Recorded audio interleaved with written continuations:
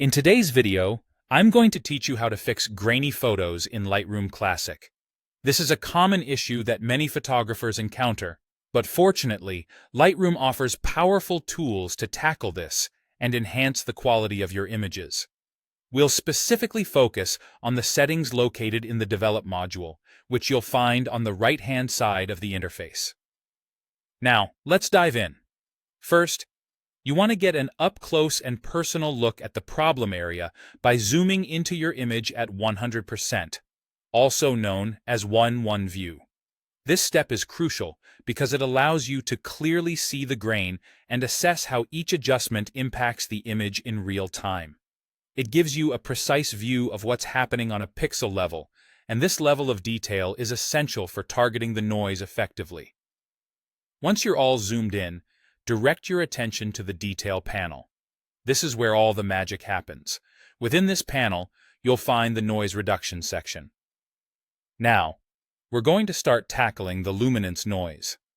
This type of noise appears as a gray or bright texture over your image, often making it look grainy.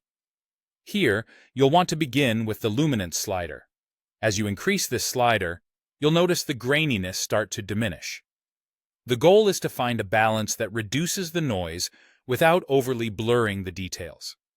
Afterwards, you can tweak the detail slider under the luminance noise section. This adjustment helps preserve the finer textures within your image. Remember, higher values retain more detail, but they also risk allowing some residual noise to remain.